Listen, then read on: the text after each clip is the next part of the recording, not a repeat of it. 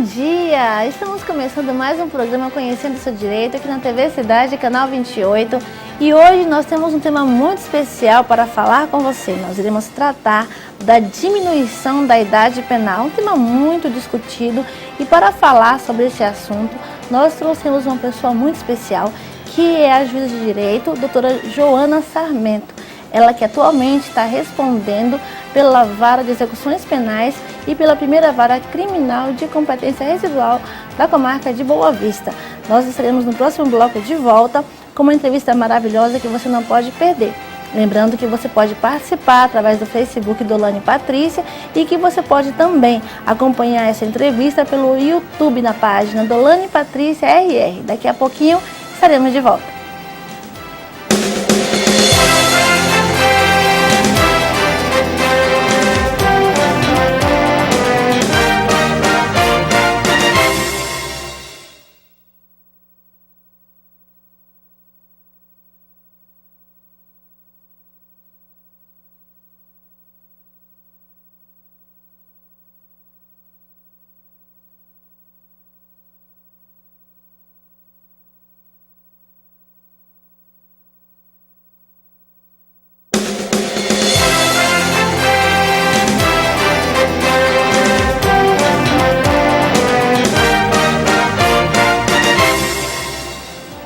Bom dia, estamos de volta com o programa Conhecendo o Seu Direito e nós vamos conversar hoje com a doutora Joana Sarmento, juíza de direito, que está respondendo pela Vara de Execuções Penais e pela primeira Vara de Competência Residual, primeira Vara Criminal, e nós iremos tratar sobre o tema diminuição da idade penal. Bom dia, doutora Joana. Bom dia. Nós gostaríamos de falar um pouco sobre essa questão da diminuição da idade penal, porque é um assunto muito discutido hoje. Muitos defendem a ideia de que deveria reduzir para 16 anos.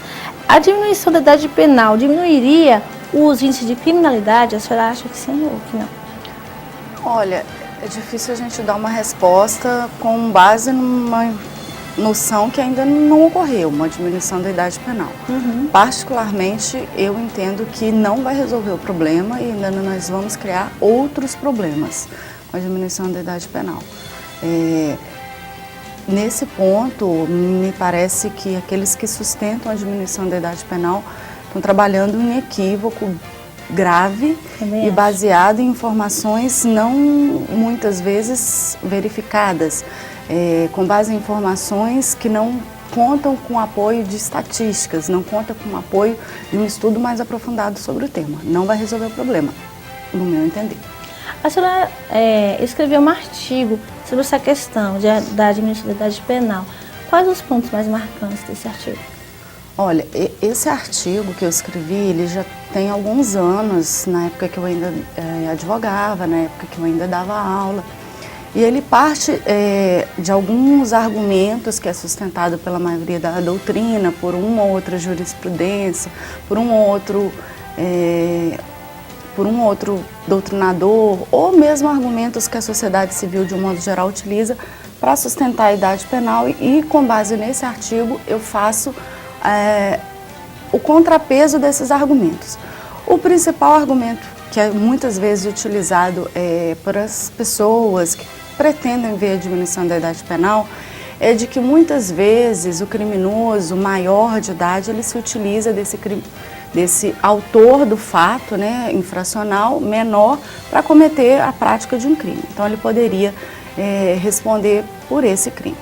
Ocorre que você diminuir uma idade penal de 18 para 16 anos não vai resolver esse argumento, por um motivo muito simples. O criminoso que não tem escrúpulo, ele vai passar a aliciar, se a idade menor tiver em 16 anos, ele vai passar a aliciar o de 14, o de 15. Aí você diminui, não, agora diminuiu para 16. Continua o criminoso utilizando o adolescente, a criança de 14 anos. Então vamos diminuir a idade para 14 anos. Aí você diminui a idade para 14 anos. E aí o criminoso vai pegar e vai utilizar o de 13, o de 12, o de 11. Não vai ter fim. Acontece que tem que punir esse maior que se utiliza desse adolescente para a prática de delitos. Esse que a doutrina chama de homem de trás, o autor mesmo dos fatos, esse merece uma punição maior, severa. Mas você diminuir a idade penal com base nesse argumento me parece um pouco exagerado e um argumento que, assim, não leva em conta que vai se utilizar de menores com idade cada vez menores. Primeiro ponto é esse. Segundo ponto, é uma falácia você dizer que não há punição para esse adolescente que comete um ato infracional. Ele tem uma punição. Ele tem uma punição diferenciada. Uma punição diferenciada com base no quê? No Estatuto da Criança e do Adolescente. Então, assim, a punição, ela tem. Só que ela é uma punição que leva em conta as peculiaridades do adolescente, que é uma pessoa em desenvolvimento. Ele não tem a plena capacidade, por mais que muitas vezes a gente veja hoje adolescentes verdadeiros brutamontes em compleição física, eles não têm a compreensão, muitas vezes eles têm a compreensão, mas o ego dele, sei lá, vários argumentos psicológicos, ele não consegue refrear aquilo e às vezes ele acaba cometendo atos ilícitos que para o Estatuto da Criança e do Adolescente é chamado ato infracional. Então, por mais que a gente tenha às vezes adolescentes que votem e que cometam crime, outro argumento é, se pode votar aos 16 anos, também pode responder por crime aos 16 anos. Não me parece o argumento seja válido, uma coisa, outra coisa, está misturando argumentos que não são compatíveis entre si.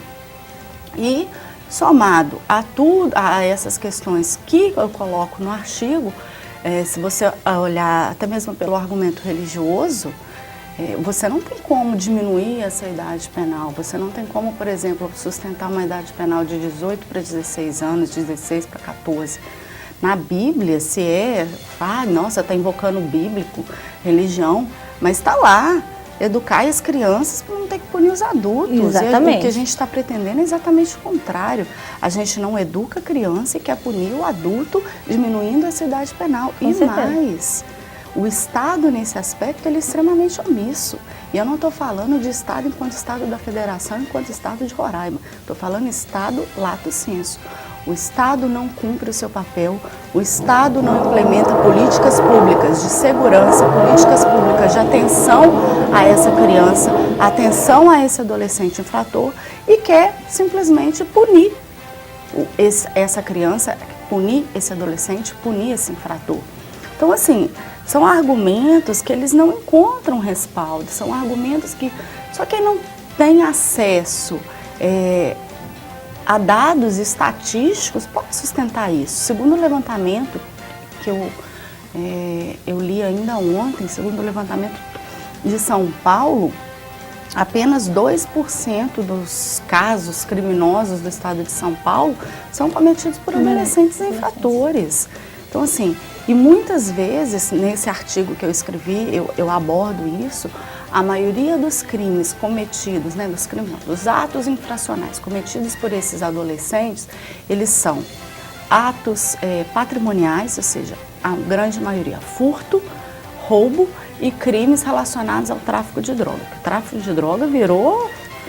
Verdade. E a maioria desses delitos, se nós formos olharmos a causa social disso, é o quê? A questão de oferecer de renda para coisas mais elementares, às vezes até para comer. Esse adolescente, básicas. Necessidades básicas mesmo.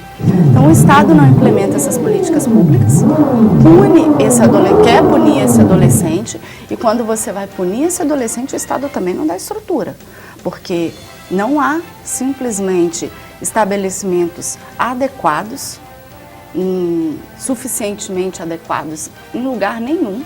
Aqui no estado de Roraima a gente só tem estabelecimento para esses adolescentes infratores na capital. Então os adolescentes infratores do interior a gente fica com uma dificuldade maior para conseguir instruir esses processos, para conseguir aplicar a medida educativa. Então assim, não há contrapartida do Estado. E aí você simplesmente quer punir. Se a gente for partir do pressuposto, não, vamos diminuir a idade penal, o que eu estou falando? Eu estou falando de aumentar uma massa carcerária que já é enorme. Exatamente. Segundo estatísticas, o Brasil é o terceiro maior país em população carcerária. Perde apenas para a China e para os Estados Unidos.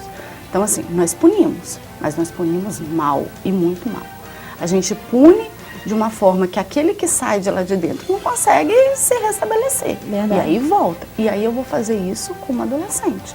Eu vou fazer isso com uma adolescente de 16, com uma adolescente de 15, com uma adolescente de 14, com uma adolescente de 13, com uma adolescente de 12, com uma adolescente de 9, com criança, Com as crianças. Na verdade, abaixo de 12 é criança. Então, se você for fazer essa diminuição da idade penal, você pode chegar numa idade de 8, 7. Alguns países adotam. Não sei. A gente tem que parar com essa situação da gente importar modelos sem adequar a nossa realidade. Até porque esses países investem na educação e em políticas públicas para esses adolescentes e essas crianças, o que não acontece no Brasil. Então, talvez lá eles possam estar cobrando essa idade, porque oferecem condições e realmente talvez eles cometam esses crimes por questões realmente de falta de maturidade até. Mas a realidade do Brasil hoje é que não são oferecidas políticas públicas para que a criança, adolescente possa ter maturidade suficiente para poder responder por crimes. Por exemplo, temos aquela questão do menor aprendiz. É um programa maravilhoso para que adolescentes possam trabalhar, mas a senhora vê isso como prioridade? A senhora vê hoje as políticas públicas para criança e adolescente como prioridade ou a senhora acha que o foco está exatamente nessa questão de punir? Olha, eu, assim, pelo que eu tenho observado, e desde a época que eu ainda advogava, que eu escrevia mais artigos, na verdade, o foco não tem sido na prevenção, o foco desde sempre tem sido na repressão. E quando eu falo em prevenção, eu estou falando prevenção de políticas públicas. E aí o Estado, que nesse ponto não é uma mãe, uma madraça bem má, Bem má. Não cumpre o seu papel, quer punir o adolescente, só que não adianta, e assim, é uma punição que ela não é efetiva. Eu vou, assim, vamos diminuir a idade penal para 16 anos. Beleza, vamos diminuir a idade penal. Adianta diminuir a idade penal para 16 anos se esse adolescente, que agora vai ser um criminoso, né, em tese um criminoso, vai responder um processo e o Estado simplesmente não vai apresentar ele na audiência, porque frequentemente a gente simplesmente tem que remarcar a audiência, a gente tem que relaxar a prisão de um indivíduo que está preso, porque o Estado simplesmente não cumpre o seu papel de apresentar ele na audiência. Imagine a criança. Imagine se a gente diminuir para a idade penal de 16 anos. Isso acontece frequentemente. Eu nem sei, no último mês, quantas audiências eu tive que remarcar, porque o Estado simplesmente não apresentou o preso para audiência. Vai resolver o problema? Vai criar mais um. Com certeza. Ou melhor, vai agravar um problema que ele já existe. Porque o país não está pronto para receber esses adolescentes de 16 anos na cadeia, na penitenciária. E nós vamos falar um pouquinho mais sobre isso no próximo bloco. Nós vamos continuar falando sobre essa questão da diminuição da idade penal com a doutora Joana Sarmento, juíza de direito. Você não pode perder o próximo bloco, não saia daí, daqui a pouco estaremos de volta.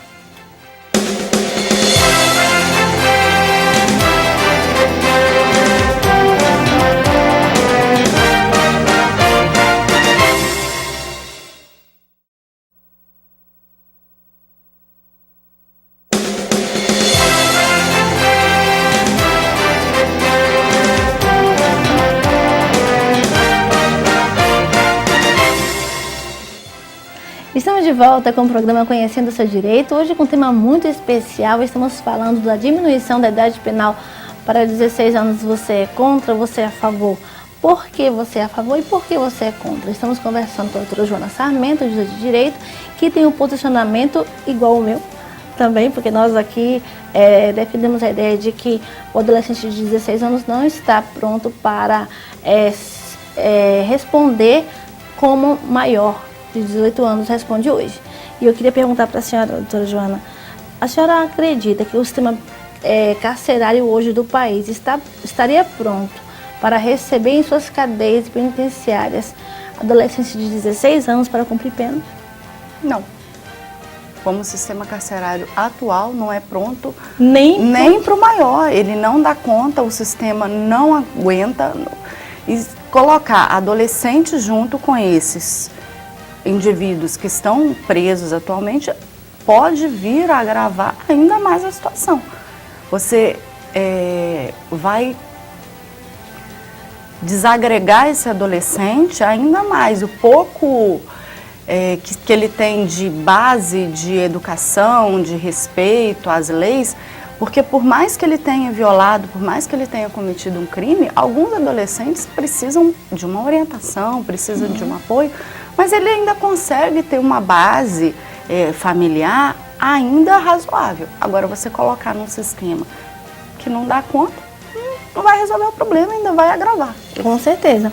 E no artigo da senhora, a senhora fala uma coisa interessante, que existem aproximadamente 200 emendas para alteração da idade penal. Qual é o maior argumento dessas pessoas que defendem essa mudança para 16 anos? Qual é o maior argumento que eles usam, assim, de todos os outros? Olha, em tramitação hoje no Congresso Nacional, quando eu escrevi o artigo, eu fiz um levantamento com relação a isso, a gente tem aproximadamente 200 projetos de emenda constitucional tratando da idade penal. Por que esses projetos de emenda constitucional com relação à idade penal? Porque a idade penal no nosso ordenamento, no Brasil, ela é colocada na Constituição. Então, qualquer alteração com relação à idade penal, ela tem que ser feita por meio de uma emenda constitucional, para aqueles que sustentam que isso é possível. Do meu ponto de vista, da minha concepção, nem mesmo por uma emenda constitucional você poderia diminuir essa idade penal. Por quê? Porque a idade penal, em 18 anos, ela é um direito e uma garantia fundamental. Ainda que ela não esteja listada lá no rol do artigo 5º, esteja lá no artigo 228 da Constituição, ela é uma cláusula pétrea. E nesse sentido, ela não poderia modificar. Mas como cláusula pétrea não está no artigo 5º, está lá no artigo 228, o próprio Supremo Tribunal Federal já reconheceu cláusulas pétreas fora do artigo 5º da Constituição. O próprio Supremo Tribunal Federal já reconheceu como cláusula pétrea a anterioridade tributária, que está lá no artigo 150. Já reconheceu como cláusula pétrea a licença maternidade, que não está no rol do artigo 5º. Então, primeiro, eu acho que nem por emenda constitucional poderia se ter essa alteração da idade penal, por esses argumentos. Agora, para aqueles que sustentam que não é uma cláusula pétrea e que poderia ser modificada a idade penal, esta alteração da idade penal só pode ser feita por uma alteração da Constituição por meio de uma emenda constitucional. Essa emenda constitucional ela tem um quórum qualificado, diferentemente da lei complementar e da lei ordinária. Ela tem que tramitar nas duas casas do Congresso, em 2 turnos de votação, com um quórum diferenciado, com um quórum maior. Essas emendas, esses projetos que têm tramitação, teriam que passar nessas 2 casas com aprovação em 2 votações, com esse quórum diferenciado para alterar a Constituição, fazendo constar uma idade penal diferenciada de 18 anos para 16, 14, 15, o que eles entendem como razoável. Quando eu escrevi o artigo, me parece que tinha projetos de emenda constitucional estabelecendo a idade penal em 8 anos de idade. 8 anos de idade? 8 anos de idade. Absurdo isso. E tocando nessa questão da Constituição Federal, essa mesma Constituição fala que é garantida aos brasileiros, inclusive os adolescentes, direito à saúde, à educação, à moradia, à segurança. Isso acontece? Não. Nem com os adultos? Não acontece nem com os adultos, que dirá com essas crianças e com esses adolescentes. Como eu disse anteriormente, o Estado, lato sensu, tem sido uma mãe omissa. Eu acho que futuramente, em algum momento da nossa história, se um dia nós tivermos direitos e garantias fundamentais desses adolescentes plenamente implementados, com saúde, com educação, com tudo que deveria eles dispor em termos de políticas públicas, futuramente, com tudo isso implementado, eu concordo, talvez a gente possa discutir essa diminuição da idade penal. Agora, enquanto o Estado não cumpre o seu papel, é absolutamente esdrúxulo você querer punir se você não dá a educação. E um exemplo claro disso é que o Estado, de forma geral, como a federação até, ela peca muito no sentido de fiscalizar se hotéis, motéis têm menores de 18 anos, fiscalizar locais que vendem bebida alcoólica para menores de 18 anos, isso é comum? Deveria haver uma fiscalização desses estabelecimentos que vendem bebida alcoólica, deveria haver uma fiscalização desses estabelecimentos, motéis, congêneres e casos similares, para que não fosse permitida a presença de adolescentes e muitas vezes de criança. Infelizmente, criança também? Infelizmente, a criança, às vezes, acaba sendo vítima de crimes de ordem sexual as mais diversas possíveis. Eu lembro logo que eu cheguei no estado, que eu fiquei respondendo pela segunda vara, que atualmente é tanta mudança que eu não sei o nome da vara. Mas enfim, abrigava a vara de crimes sexuais.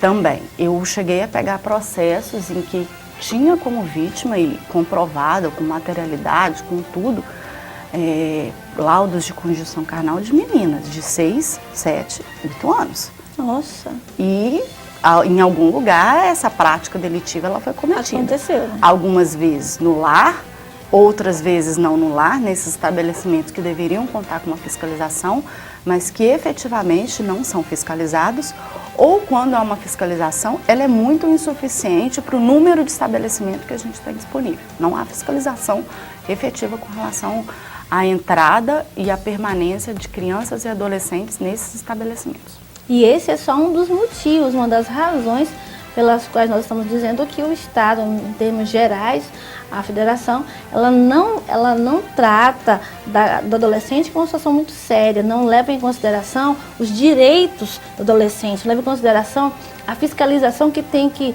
ser mais rígida para que, depois que oferecer tudo que eles têm direito, que fiscalizar os órgãos que vendem bebida alcoólica, que permitem adolescentes, até crianças, como a doutora Joana colocou, dentro de locais assim, é uma falha do sistema, é uma falha do Estado, e que antes de tentar diminuir a idade penal, poderia investir um pouco mais nessa questão. Suas considerações finais com relação a isso, doutora Joana, qual seria a solução? Pois não tem, né? A verdade é assim, a solução passa por uma implementação de políticas públicas. Essa implementação de políticas públicas, elas precisam ser fiscalizadas, porque o dinheiro muitas vezes sai e não chega no destino. Então, para isso, a gente tem os órgãos de fiscalização, a gente tem o Ministério Público, a gente tem o Tribunal de Contas, a gente tem o Conselho Tutelar. Olha, não está chegando verba aqui, esses órgãos precisam funcionar, esses órgãos precisam conversar, esses órgãos precisam ter diálogo. E, principalmente, o cidadão. O cidadão, ele precisa denunciar. Essas práticas que ele visualiza, que ele vê, ele precisa provocar alguém para que alguém provoque o juiz. O juiz fica lá, no estado dele, como a gente brinca, de inércia. Para a gente poder apurar essa questão, a verba está chegando, não está, onde que está o gargalo desta verba, precisa de denúncia, para que a gente possa, o Ministério Público, para que possa os órgãos de controle efetivar essa melhor fiscalização, e a população, nesse sentido, ela é uma aliada e ela também não pode ser eximida do seu papel, porque também é muito fácil falar, o Estado não faz o seu papel, mas a grande parte da população também não faz a sua. Então, assim, precisa de o cidadão tomar consciência de que a verba pública, ela é pública, então ela precisa ser fiscalizada, ela é do povo para o povo. Então, precisa denunciar, e se o cidadão tem notícia de que alguma verba está sendo desviada do foco que ela era destinada, precisa denunciar. Nós queremos agradecer imensamente a sua presença aqui. Lembrando ainda que você, discando 100, pode também denunciar casos de abuso sexual com relação a criança e adolescente. Agradecemos muito à juíza de direito, doutora Joana Sarmento, por falar sobre esse tema tão importante. Nós iremos agora para um breve intervalo, daqui a pouco estaremos de volta.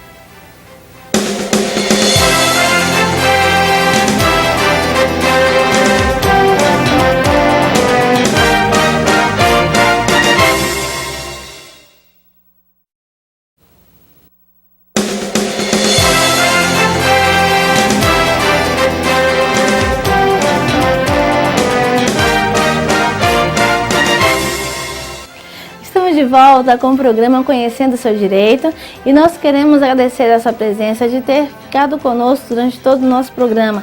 Lembrando que você pode acompanhar pelo YouTube na página Dolane Patrícia RR. E queremos lembrar também que no próximo domingo acontecerá a corrida Quebrando o Silêncio contra a Pedofilia e você não pode deixar de participar. Você pode procurar a Escola Adventista, verifique se ainda há vaga, não deixe de estar presente, você vai ganhar uma camisa padronizada e todas as pessoas que completarem o percurso irão ganhar uma medalha. Por isso participe, seja no Parque Anauá, vamos toda a cidade estar presente no combate à pedofilia. Não se esqueça de discar 100 para ajudar a sociedade no combate ao crime de abuso sexual contra criança e adolescente. Queremos agradecer agora aos nossos patrocinadores, queremos agradecer a Madila Gaspar. O ateliê Madila Gaspar é onde existem os vestidos mais lindos da cidade. Você pode inclusive escolher o modelo que você quiser e a Madila irá fazer para você. O ateliê Madila Gaspar tem preços especiais e está num período promocional. Preços muito bons e você pode encontrar ali os melhores vestidos e os melhores modelos que você pode imaginar. Agradecemos também ao Ney Maison Noivos, Noivas e Café. O Ney pode realizar o casamento dos seus sonhos. Pode também fazer a sua grande festa de 15 anos e tudo isso pode ser conversado no espaço que fica na Avenida Villeroy, onde tem um café que agora também oferece massas italianas. Você não pode deixar de conhecer o espaço do Ney Maison Noivos, Noivas e Café. Queremos agradecer ainda a Tizuca Calçados, responsável por nos calçar a cada terça e quinta. A Tizuca Calçados fica na Avenida Taí de Teve, no bairro Liberdade. E a Patrícia Passos poderá levar até você o calçado que você escolher. Você pode fazer contato com ela através do telefone 9147-2408. Agradecendo ainda a Alegria Foto Estúdio. Lá você pode personalizar a sua linha do tempo do Facebook e também tirar fotos inesquecíveis e fazer álbuns de recordação para você lembrar por toda a vida. Agradecemos a você que esteve conosco presente durante todo esse programa. Aguardo você na próxima terça-feira com mais um programa Conhecendo o Seu Direito. Não saia daí e estarei no domingo, dia 31 de agosto, esperando você na corrida Quebrando o Silêncio. Até lá!